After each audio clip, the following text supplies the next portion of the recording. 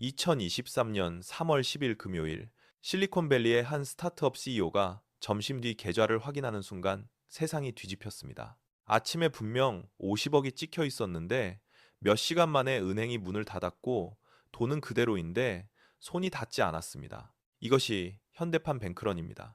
누가 금고를 턴 게 아니라 클릭 몇 번으로 금융의 산소가 끊기는 사건입니다. 모바일 앱은 열리고 잔액은 보이지만 결제는 거절되고 이체는 지연되며 회사의 오늘 저녁 카드도 멈출 수 있습니다. 계좌에 100억이 있어도 내일 직원 월급을 못 주는 이유는 돈이 사라져서가 아니라 돈의 이동이 멈추기 때문입니다. 은행은 예금을 모두 금고에 쌓아두지 않고 대출과 채권으로 굴리며 평소엔 안전해도 동시에 몰리면 게임이 끝납니다. 뱅크런은 자기실현적 예언입니다.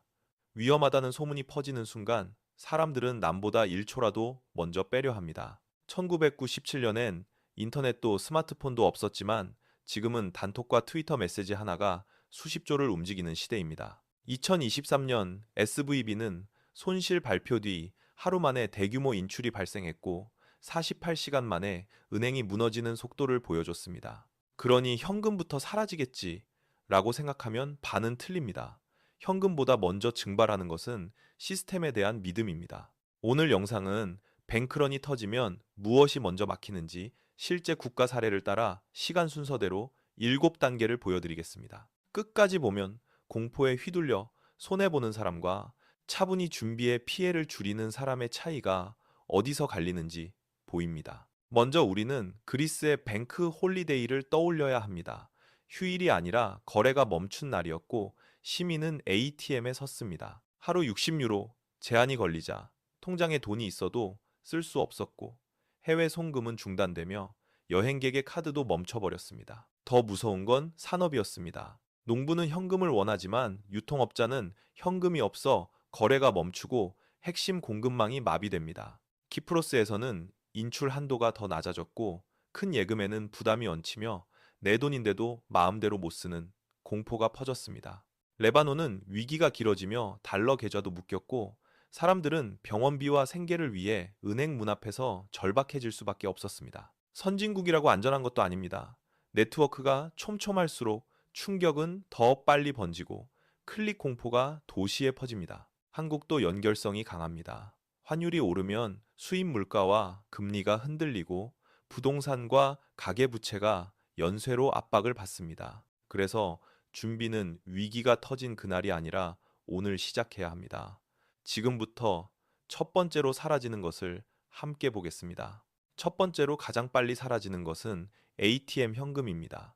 전국 기기에 들어있는 물리적 현금은 평소 수요만 겨우 감당하도록 설계되어 있습니다. 수백만 명이 동시에 인출 버튼을 누르면 기계는 멀쩡해 보여도 내부는 비어 있고 현금 수송은 시간과 인력이 필요합니다. 그리스에서도 화면은 켜져 있었지만 현금 없음 문구만 반복됐고 사람들은 같은 ATM 앞을 맴돌았습니다. 한국도 예외는 아닙니다. 강남 항구에서만 100만 원씩 인출해도 수천억이 필요하지만 ATM에 그만한 돈은 없습니다. 두 번째로 무너지는 것은 카드 결제가 즉시 승인된다는 믿음입니다. 카드 결제는 현금이 아니라 신용 위에서 돌아갑니다. 카드사는 먼저 가맹점에 돈을 주고 나중에 은행에서 정산받는데 은행 간 정산이 막히면 카드도 멈춥니다. 편의점에서 5분 전까지 되던 카드가 갑자기 거절되면 손님은 당황하고 가게는 매출이 증발합니다. 현금이 없는 손님은 물건을 내려놓고 돌아가고 동네 상권은 조용히 숨이 막히기 시작합니다. 세 번째는 기업의 초단기 자금입니다.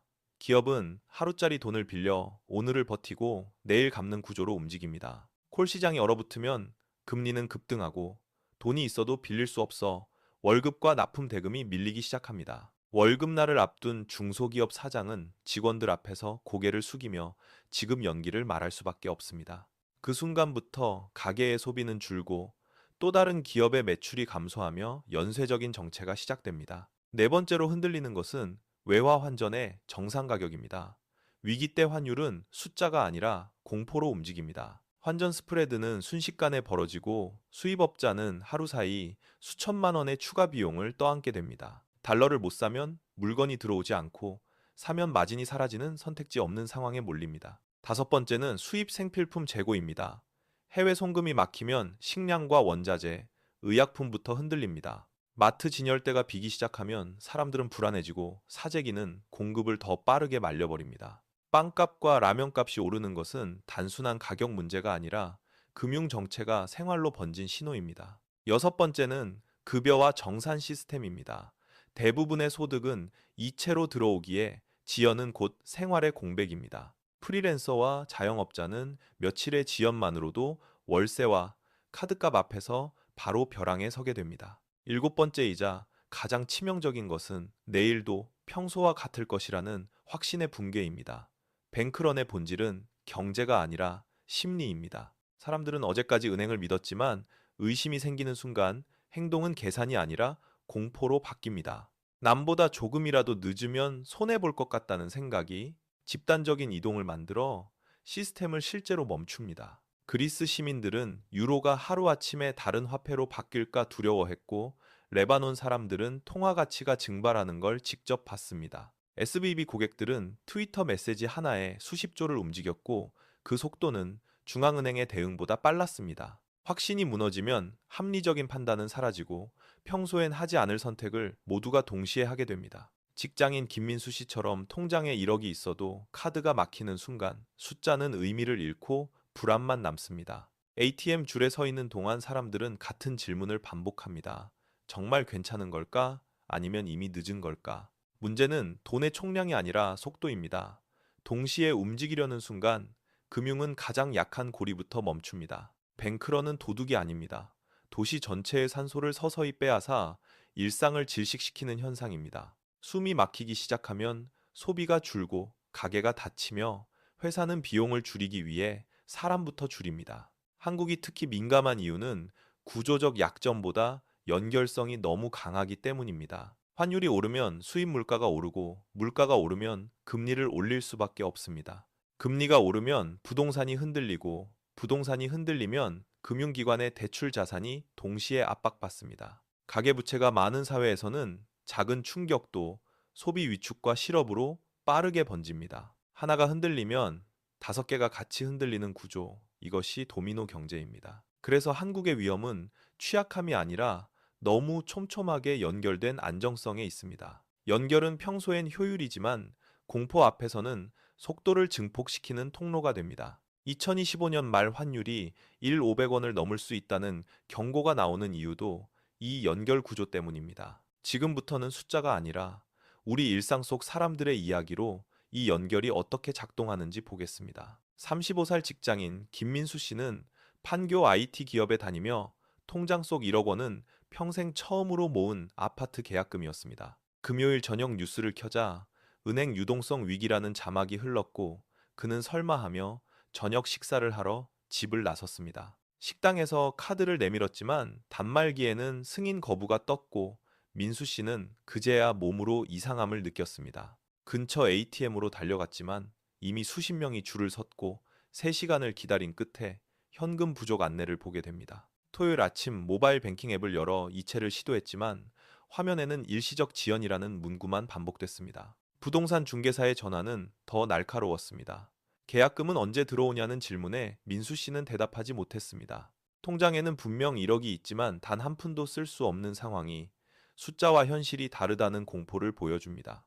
이때 중요한 것은 개인의 실수가 아니라 모두가 동시에 움직일 때 시스템이 멈춘다는 구조적 한계입니다. 은행은 하루 수요만 대비해 설계되었고 주말 사이 몰린 이체와 인출은 처리 속도를 넘어섭니다. 문제는 패닉이 월요일까지 이어질 수 있다는 점이며 그때부터 피해는 개인을 넘어 사회로 번집니다. 중소기업 사장 박영수 씨는 월요일 급여를 위해 콜시장에서 자금을 구하려 했지만 금리는 이미 두 자릿수였습니다. 돈이 없는 게 아니라 빌릴 수 없는 상황에서 그는 직원들 앞에 서서 급여 연기를 말해야 했습니다. 직원들의 표정이 굳는 순간 가게의 소비 계획은 바로 취소되고 지역 상권의 매출도 줄어듭니다. 소비 감소는 곧 다른 기업의 매출 감소로 이어지며 위기는 파도처럼 서로를 덮칩니다. 수입업자 최수진 씨는 중국 공장으로 송금해야 할 달러를 사려다 하루 만에 치솟은 환율을 마주했습니다. 환율이 200원만 올라도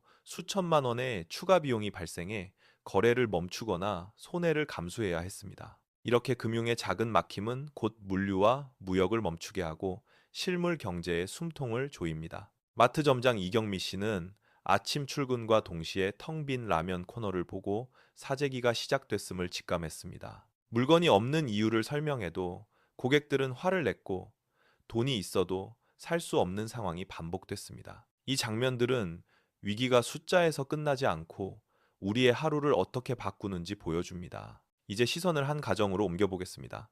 38살 회사원 강현우 씨는 두 아이를 둔 평범한 가장입니다. 그는 아파트 대출 5억 원을 안고 있으며 급여 통장은 특정 은행 하나에만 연결돼 있었습니다. 금요일 밤 뉴스에서 은행 위기설을 봤을 때도 그는 설마하며 스마트폰을 내려놓았습니다. 하지만 토요일 아침 단톡방은 달랐습니다. 친구들은 이미 이체를 시도했고 불안은 빠르게 전염됐습니다. 현우 씨도 결국 모바일 뱅킹 앱을 열었지만 로그인부터 평소보다 몇 배는 느려졌습니다. 이체 버튼을 누르자 화면에는 처리 중이라는 문구가 떴고 새로 고침을 해도 상황은 같았습니다. 불안은 확신으로 변했습니다.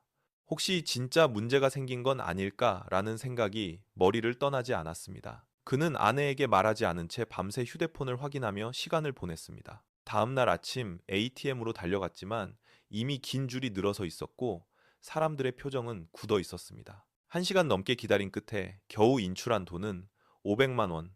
안도감과 불안이 동시에 밀려왔습니다. 집으로 돌아오자 아내는 왜 이렇게 일찍 나갔느냐고 물었고 그는 결국 상황을 털어놓았습니다.